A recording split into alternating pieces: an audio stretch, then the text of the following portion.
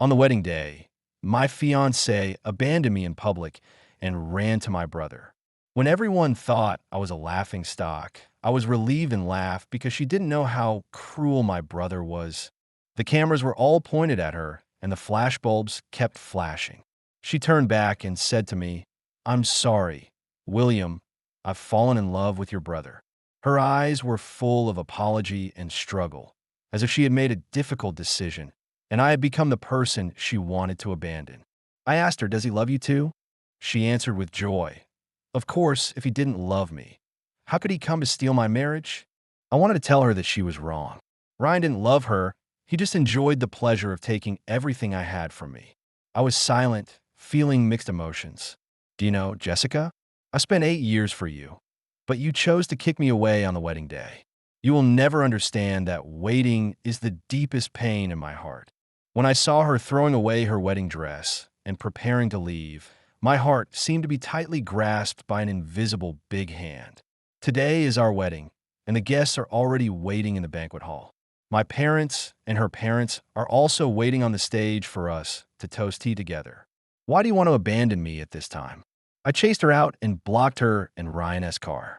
Jessica frowned, with an expression of annoyance in her eyes. "William, a forced melon is not sweet. You shouldn't pester me anymore. I have told you clearly that I don't love you anymore." Hearing her say these words so coldly, my heart was bleeding. I stood there and smiled. "He doesn't love you. He is just playing with you." Jessica glared at me like a cat whose tail was stepped on. She glared at me and said loudly, "That's enough, William. How many times have you slandered him in front of me? As his brother, not only did you not take care of him, but you also slandered him behind his back. You disappoint me so much." I looked at her furious look and sneered in my heart. This farce of a wedding not only made me a laughing stock, but also made me their sinner. She and Ryan teamed up to make me stand here like a fool, while they became the ones who controlled everything behind the scenes. Jessica's parents came over, their faces full of guilt. "I'm sorry, William. It's really our fault." I know her parents also feel guilty, but at this moment, I don't want to listen to any consolation. I lowered my head and took out the ring box from my pocket and handed it to her parents. "This is a gift from Jessica. Please give it to her for me. This ring is not expensive, but it means a lot to me." Jessica bought it with 2 months' salary after graduation, and it was the first gift she gave me. The love that was once pure has completely collapsed until today.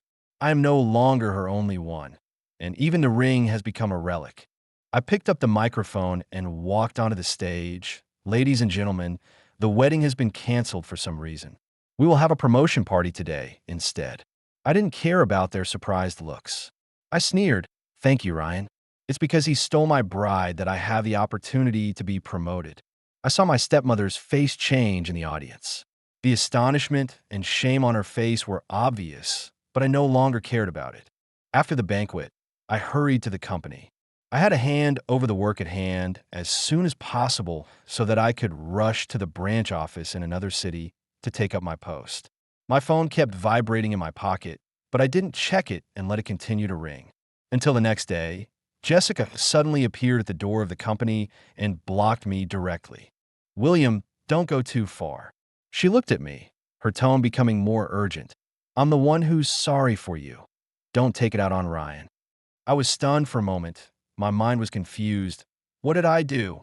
She then yelled, "Do you know that Ryan was almost beaten to death by those people last night?"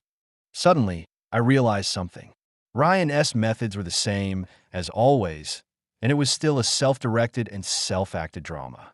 I didn't say much, just sneered. Anger flashed in her eyes, as if my smile hurt her. "What are you laughing at?" Jessica asked coldly. I looked her straight in the eyes, my tone calm and cold. "Did Ryan tell you in person that I sent those people?"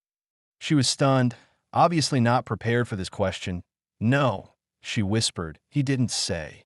I smiled as if I had found the answer. "Then why do you doubt me?" "Jessica, I thought we had been together for 8 years. You should know me to some extent." She opened her mouth, as if she wanted to explain, but I didn't want to listen. "I figured it out," I said slowly. "Since you chose Ryan, I wish you all the best. I hope you can get married and have a baby soon. From now on, You go your way, I go mine, and it has nothing to do with me anymore." Her expression froze instantly, as if she couldn't believe what I said. I lowered my head, stopped looking at her, and prepared to leave, but I heard her speak again. "William, don't say such angry words. We have known each other for so many years. Even if we can't be husband and wife, can't we be friends?" I couldn't help but sneer. "No need." Just as I was about to turn around and leave, Jessica's cell phone suddenly rang. She pressed the speakerphone, and Ryan's voice came. "Brother, are you blaming me? I'm sorry. If it weren't for me, your wedding wouldn't be like this. I know it's shameless to say this, but brother, Jessica and I are truly in love. Can you help us? Just consider it as a plea from me." The voice on the phone was weak and humble, and Jessica's eyes gradually turned red. I couldn't help but sneer. "Okay, I'll help you." I paused, looking at the confusion in her eyes. From childhood to adulthood, there is nothing I haven't given you that you wanted, and this time is no exception. Ryan was silent, while Jessica's eyes widened, as if she had a hard time accepting what I said. Then Ryan said again, "Brother, can you please not go to the branch office? It's too far from home, and I don't want to not see you all year round.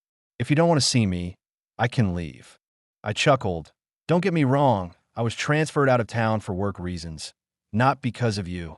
As a brother, I sincerely wish you two to be together forever." I looked at Jessica's face full of surprise and disbelief, but she could no longer change my decision. She suddenly grabbed my sleeve and said, "William, don't lie to me. I know you can't let it go for a while." There was anxiety and reluctance in her voice. I gently broke free from her hand, looked down at her, and said emotionlessly, "You're wrong, Jessica. The moment you chose Ryan, I stopped loving you." I told her many times that Ryan was not a good person. He was vicious, perverse, and not trustworthy at all. However, she gave him her trust without reservation and doubted me. The trust between us was as fragile as glass, which would shatter at the slightest touch. I even told her that I had personally experienced Ryan's insidiousness. Behind his well-behaved face, there was an unknown malicious intent. I remember that day when we had just bought the rings and were ready to start a new life. We bumped into Ryan when we walked out of the jewelry store. Looking at his extremely deceptive face, I immediately felt a strong sense of crisis in my heart. Ryan walked towards Jessica, smiling gently and flatteringly, but his eyes were full of danger. I knew that he had no good intentions. While Jessica was in the bathroom, I warned Ryan, "You'd better stay away from her." But Ryan just smiled contemptuously and whispered in my ear, "To be honest, I'm not interested in your girlfriend, but she is your girlfriend. I want to take everything you have." I could feel his strong hostility, and the anger in my heart almost exploded. Back to Jessica, I kept reminding her that Ryan was not a trustworthy person. However, Jessica was still puzzled and asked me why I said that. Every time I explained, she was always indifferent and even began to doubt me. I told her that Ryan destroyed my family and made me lose my mother. When I needed love the most, he was like a demon playing tricks on me, and my whole family sided with him and even defended him. I thought Jessica would be wary of Ryan, even wary, knowing what I had been through. But I eventually realized I was completely wrong. Very wrong. I underestimated Ryan. This means and overestimated Jessica's trust in me. During that time, my father decided to give me a crucial project in order to train me. Just when I was overwhelmed with work, Jessica came to my house and mentioned Ryan. She said he wanted to intern with me during the summer and asked if I needed help. I was shocked. Ryan had no good intentions at all. Letting him get involved in the project was like inviting a wolf into the house. But what surprised me even more was that Jessica was so close to Ryan. Perhaps the gloom on my face made her aware of something. So Jessica took the initiative to explain. "We didn't talk about anything. He just asked me to help ask." Her explanation sounded so casual, but it made me panic. My tone unconsciously became heavier. "Didn't I tell you to have less contact with him?" Jessica looked embarrassed, as if she was thinking about something. "William, I don't think Ryan is as bad as you say. He has a good temper, is gentle and polite. Is there any misunderstanding between you two? At that moment, I looked into Jessica's eyes and suddenly had a strong premonition. Her balance was quietly tilting towards Ryan. We had countless arguments before the wedding, and the root of each argument was Ryan. Jessica always tried to be a peacemaker between us. It was Ryan who hurt me, but she still wanted me to be magnanimous and even said that I should let go of the past. I was extremely angry, but I was powerless to refute. William, you should grow up. When she said this, I seemed to hear my father's voice, the scolding I had heard countless times. Ryan never repented. He was the kid who pushed me down the stairs from behind when I was 7, causing me to break my legs and lie in bed for more than a month. He was also the thief who stole the crystal necklace my mother left me when I was 9. That necklace was the only thing my mother left me, but Ryan smashed it with a hammer and laughed at my pain. I rushed over, punching and kicking him, wishing I could tear off a piece of his flesh. However, when the servants pulled us apart before I could stand firm, my stepmother slapped me, making me dizzy with cracked corners of my mouth and blood all over my mouth. I heard her roar, "Why don't you die with your mother?" At that moment, my heart was broken, but I didn't resist. When my father came home, he slapped me hard, locked me in a small dark room, and deprived me of water and food for 2 days. He said I shouldn't destroy the harmony of the family for the sake of that necklace. I wanted to refute and tell him that it was not just a necklace, but the last souvenir of my mother, but I didn't. I bowed my head and sincerely admitted my mistakes, but I was secretly enduring in my heart.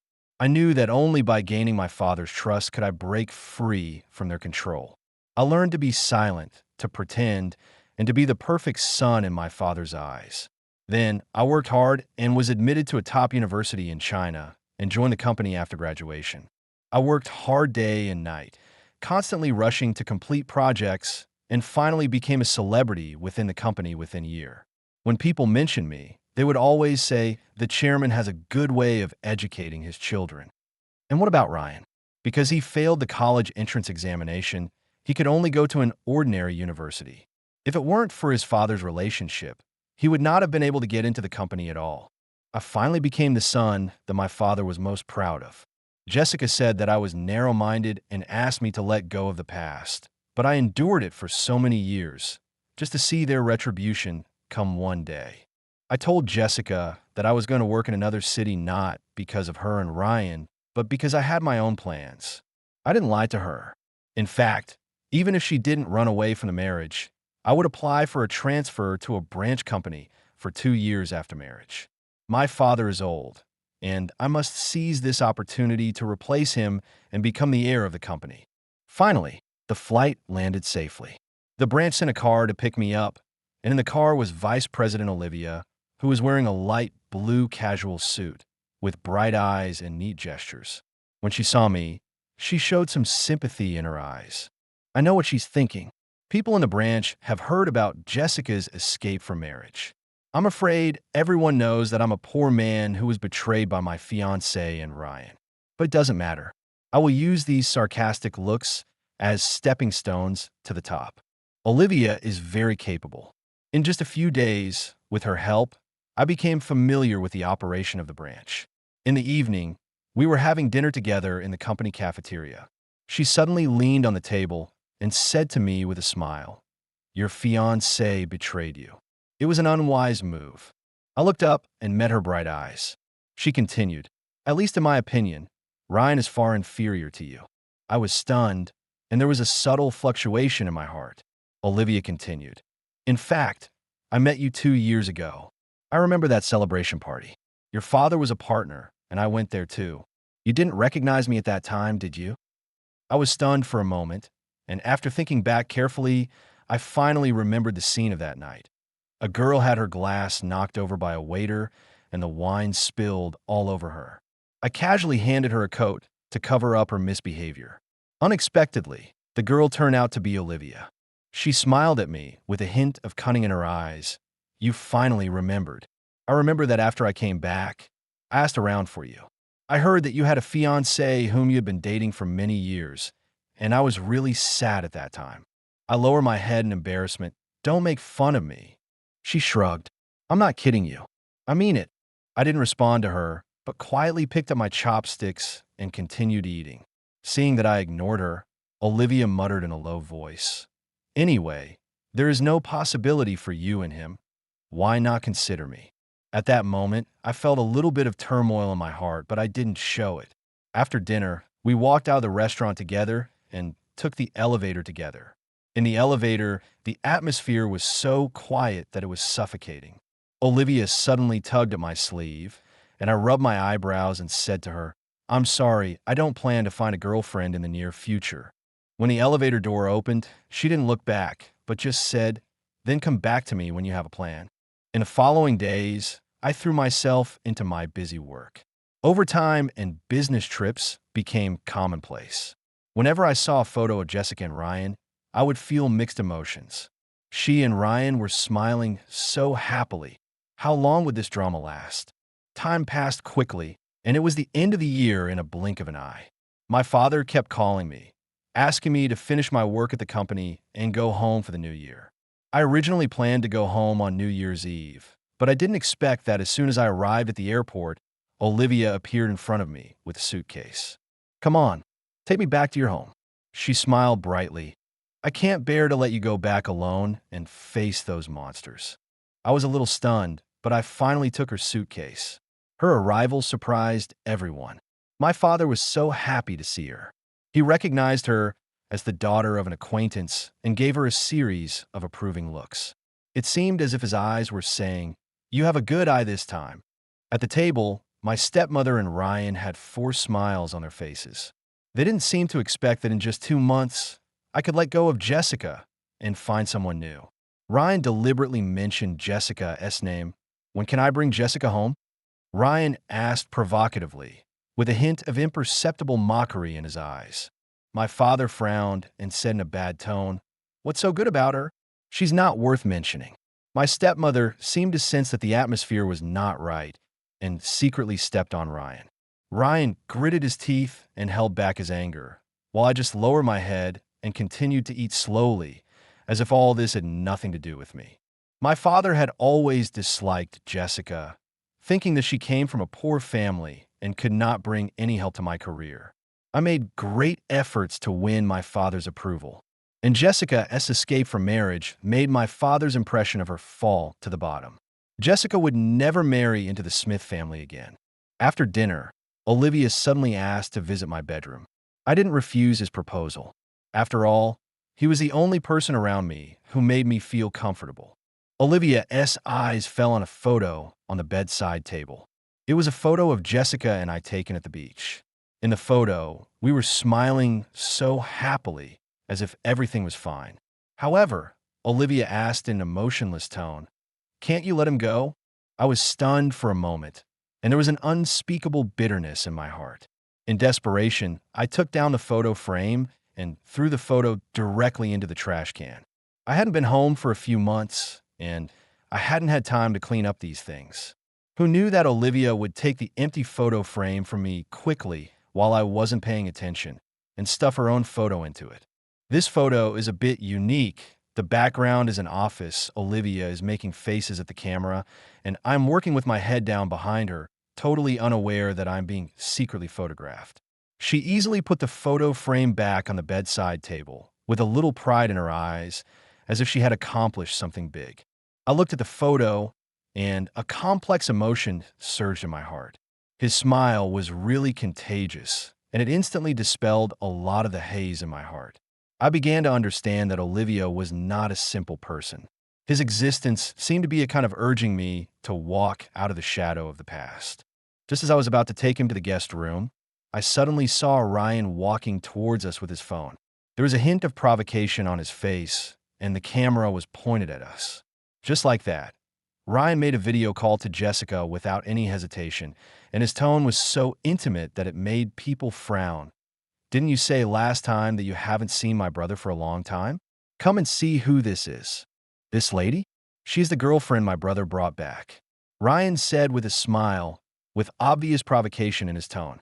I instantly felt an inexplicable anger and reflexively stopped Olivia behind me. Ryan's approach made me feel dangerous, as if he saw through everything. However, Olivia patted my arm gently and whispered, "Don't worry, I will always stand by you." His eyes were firm, and I suddenly felt warmer in my heart. Olivia turned to the camera, smiled, and said hello generously. "Hello, I'm William's colleague and his girlfriend." His sunny smile was simply hard to ignore. "I heard about your past. Let's have dinner together if we have the chance." I couldn't help but be stunned. Olivia spoke so calmly, as if she didn't care about Ryan's provocation at all. Jessica, on the other end of the phone, seemed a little uncomfortable, and Ryan also looked a little embarrassed. "What's wrong, Miss Liu?" Olivia asked with pretended curiosity, with a hint of teasing in her tone. Ryan glanced at Olivia and seemed a little unhappy. Jessica said she understood my brother and said that it was impossible for my brother to fall in love with another person so quickly. I could clearly hear the sourness and uneasiness in his words.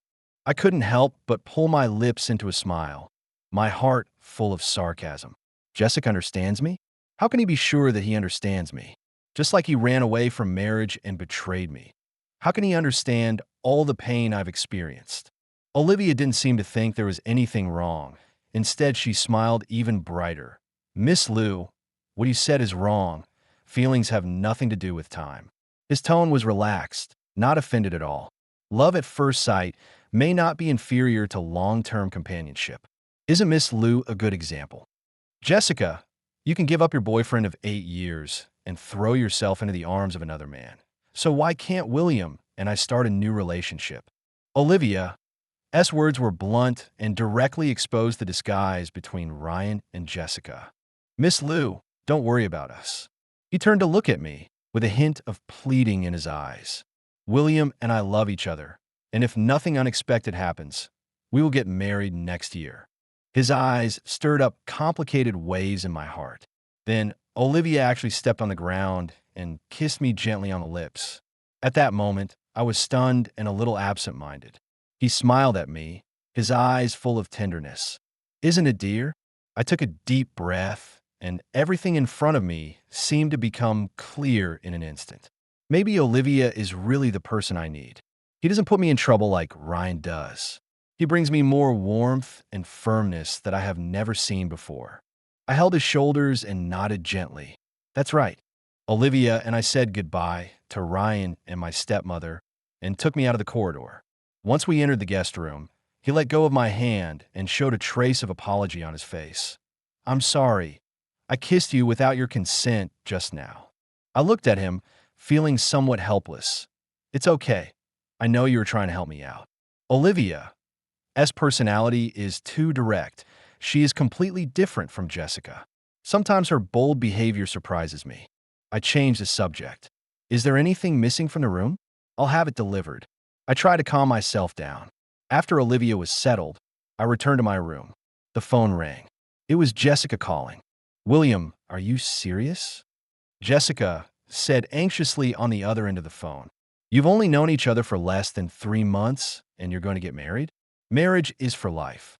Don't make such an impulsive decision." I felt a little ridiculous and sneered. "Jessica, I'm curious, in what capacity are you calling me? A friend or an ex-girlfriend?" There was silence on the other end of the phone for a moment, and finally Jessica's voice came. "I'm calling you because I care about you." I smiled. "Thank you for your concern, but you guessed wrong. You're really wrong this time. Olivia and I have known each other for a long time. We met 2 years ago.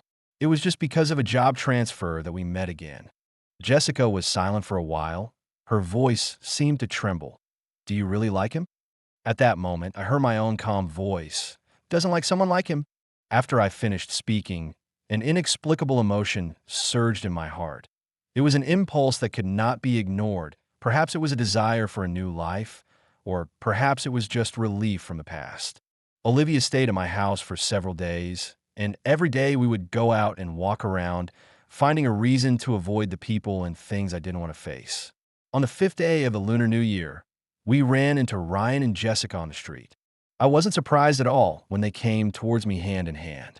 I knew Ryan would make his final move and bring Jessica back.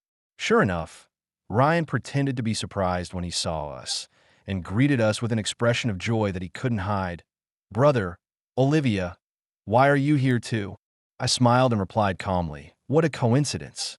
Jessica's eyes quickly locked onto Olivia, who smiled calmly and let her look at her. I knew that Jessica would feel uncomfortable at this moment. She unconsciously revealed that kind of sensitivity and uneasiness, even though she was wearing a top brand. Olivia extended her hand and smiled warmly. Hello, Miss Liu. Jessica shook hands with him, and the smile on her face was a little stiff. I could feel her embarrassment. She came from a poor family and had lived under oppression for a long time, so she couldn't relax naturally in such an occasion. Hello, Olivia. She managed to say this, her hands and feet feeling a little awkward. Ryan suggested enthusiastically, it's almost noon. Why don't the four of us have a meal together? Olivia glanced at me, asking for my opinion, and I nodded, okay. We went to a private restaurant in the city center. During the meal, Ryan kept picking food for Jessica, pouring water, and handing her tissues. He seemed particularly considerate and thoughtful. Looking at their intimate behavior, I suddenly felt a complex emotion. Ryan saw me staring at the two of them, paused, and a hint of embarrassment and guilt flashed in his eyes. Brother, he finally couldn't help but want to speak. I interrupted him with a smile and said lightly, don't worry about me, just continue. I just think that you two have a really good relationship. I don't mean anything else. After saying that, I looked away. Jessica seemed dissatisfied and gave me a fierce look, but I was no longer interested in paying attention to her. After dinner, I accompanied Olivia to the bathroom. While waiting for him in the corridor, Jessica slowly walked to my side, wanting to say something but stopping herself. I glanced around and whispered, where's Ryan? He drove away. Jessica bit her lip and took a deep breath. William, I think Olivia is very good, but she is not suitable for you. Look, just now at the dinner table, she actually put carrots in your bowl. You hate eating this, don't you mind? My brows furrowed. Jessica, you crossed the line. You're Ryan's girlfriend now, and you don't need to comment on what's going on between me and Olivia. Seeing that I was about to turn around and leave, Jessica got anxious and quickly hugged my arm. William, I didn't mean that. I was just worried about you. Before he could finish his words, a loud shout rang out from not far away. What are you doing? I turned around and saw Ryan standing at the other end of the corridor, his face gloomy. Obviously, he had noticed something. He growled at us. If I hadn't forgotten to take my car keys, how could I have bumped into you guys fighting here? Jessica was stunned. Ryan, didn't you go to the parking lot? Ryan's eyes were full of disappointment and anger. He growled at both of us. I saw it with my own eyes. What are you trying to argue about? If you can't let go of my brother, why did you agree to me? After that, he turned and left. Jessica hurriedly chased after him, and the two of them were pulling each other. I looked at Ryan's back, and my heart was calm. Ryan's usual trick was to pretend to be a victim, put all the mistakes on others, and then force others to bow their heads and apologize. Olivia came out of the bathroom, saw this, and whispered to me, what's wrong? I gave him a reassuring look and asked the restaurant manager to send me a copy of the surveillance video in the corridor. When I got home, the atmosphere was extremely gloomy. My father and stepmother were sitting on the sofa, their faces looking gloomy as if a rainstorm was about to fall. Olivia gave me a worried look, so I asked him to go upstairs first, and I changed my shoes and walked over to them. My father snorted coldly, his face showing a hint of anger. William, I thought you didn't need anyone to worry about you anymore, but I didn't expect you to be so careless. I suppressed my anger and pretended to be clueless and asked, Dad, what do you mean by that? The stepmother sighed and looked a little worried. You already have Olivia by your side. Why are you still pestering Jessica? Don't you know that she is Xiaoqing's girlfriend? I sneered, but I felt impatient in my heart. Auntie, you are really wronging me. Jessica and I just had lunch and chatted for a few minutes. How did it become me pestering her? I gave you a weird look. Did Ryan tell you that? My stepmother seemed to be stung by my words and hurriedly explained, no, I asked because I saw that he looked a little strange. I interrupted her and looked at my father firmly. Dad, do you also think it's my fault? My father was silent for a moment. His eyes were as sharp as a knife, as if he wanted to see through all my thoughts. I did not flinch and met his gaze. Finally, my father finally spoke. His tone was much softer. We misunderstood you. My stepmother's face was as if she had eaten a fly, and she obviously did not agree with my father's decision. I smiled, but I didn't feel happy at all. Dad, I insisted on marrying Jessica before because I didn't want to let down our relationship of so many years. But now, we have both found the other half who can make each other happier. Why shouldn't I cherish it? Finally, a smile appeared on his father's face. He nodded and said, "You are open-minded. You have grown up." He paused. His eyes became deep. In terms of appearance, character, and family background, Olivia is far superior to Jessica. The whole family can also bring great help to your future development. I nodded in agreement with him, but my stepmother seemed unwilling to give up. She whispered, "But Xiaoqing's child told me in person that he saw you and Jessica hugging each other." I frowned lightly. Is that so? It seems that I can only find the surveillance video at that time to dispel Andy's doubts. Fortunately, the owner of the restaurant at noon is my high school classmate, so it is not difficult to get the video. As soon as I finished speaking, I took out my cell phone and walked aside to make a call. Seeing this, my father immediately scolded me. Nonsense. He glanced at my stepmother and then shouted at me, "William, don't bother others. There's no need to call. You don't have to care about these things. Aren't you ashamed?" After her father spoke, her stepmother could only swallow her breath in silence. After returning to the room, I received a text message from Jessica. "William, can you do me a favor? Ryan doesn't answer my calls or reply to my messages now. Can you help me explain to him? I know this request may be difficult for you, but I really don't know who else can contact him except you." On the other side of the screen, I seemed to be able to feel Jessica's anxiety and panic. Unfortunately, all this was doomed to be in vain because Ryan even found such an impeccable reason to break up in order to get rid of her. I agreed to Jessica's request and knocked on Ryan's door. When Ryan saw me, there was no surprise in his eyes, but a hint of ridicule. "Brother, what's the matter?" I looked at him and said calmly, "Jessica asked you to answer her call." Ryan showed a sarcastic smile and responded lazily, "I thought there was something wrong. It turned out to be because of that woman. You come here to lobby for her now? Are you trying to get back with her? What's so good about her? She's ugly and has a bad temper. If it weren't for you, I would have kicked her out a long time ago." He shrugged in mock distress and continued, "By the way, if I really can't let her go, then I'll have to return her to you with reluctance. But in exchange, you have to give me Olivia." I stared at him in silence, a surge of silent anger rising in my heart. I took out my phone from my pocket, turned on the call screen, and said calmly, "Talk to her yourself." The phone screen showed that the call had been connected for nearly 3 minutes. Ryan's face changed instantly. A trace of fear flashed in his eyes, and there was silence on the other end of the phone. "Ryan, answer the phone." I looked at him with a sneer, and an inexplicable sense of relief surged in my heart. Ryan's tough voice came from the phone. "Jessica, what I just said was just angry words. Please don't take it seriously." I couldn't help but smile, feeling proud of myself. Ryan was stunned, and then he realized, "No, this is not Jessica." I nodded, "Yes, not Jessica. It's Dad," I added. The silence on the other end of the phone grew heavier. Ryan finally realized that he had been fooled. His father's angry voice came from the phone. "Ryan, get downstairs." I heard the noise on the other end of the phone, followed by my father's angry roar. "How dare you treat my son like this?" Then a crisp slap was heard. Ryan twice in anger.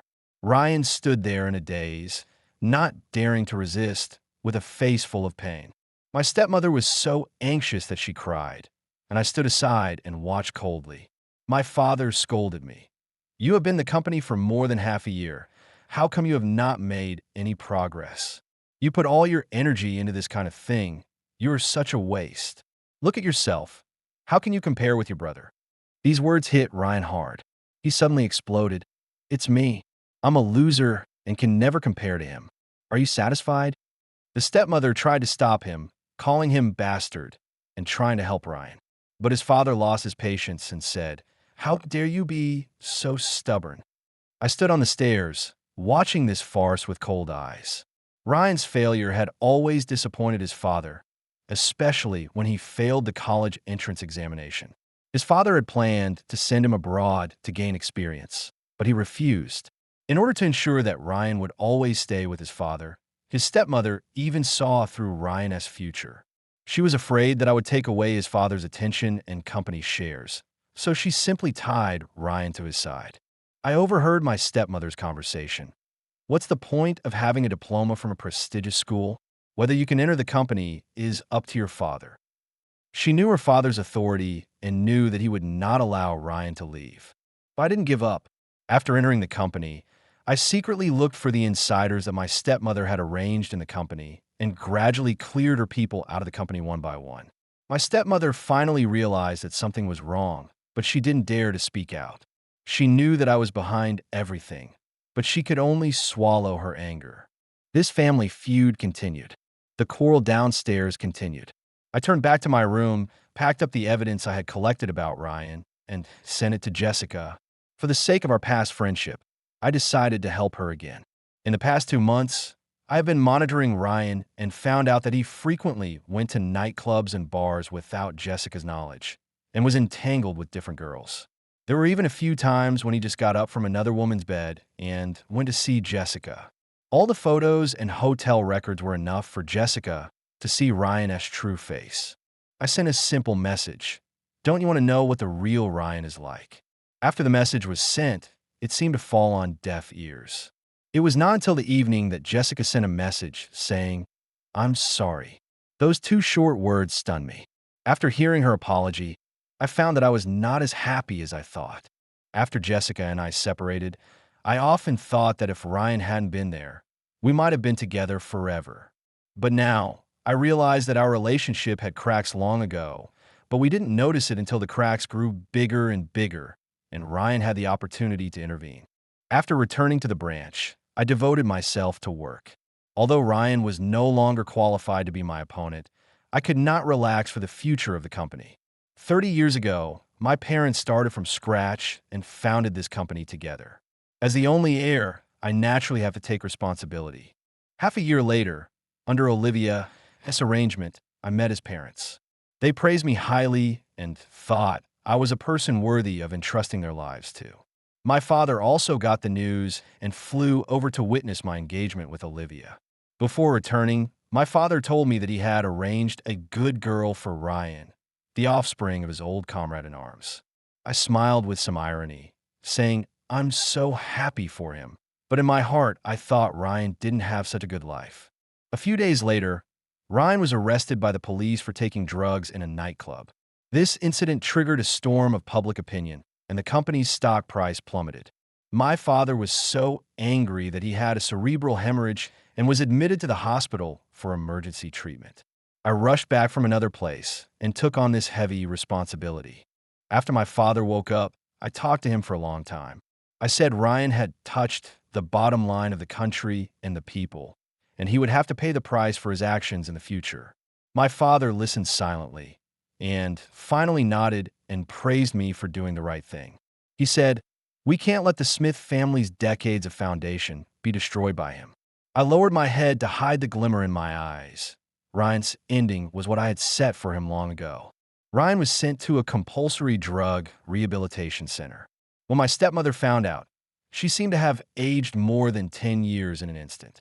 She glared at me fiercely and said that it was all my fault. I didn't deny it, nor did I nod. I just calmly asked her to pack up her things and get out of my mother's house.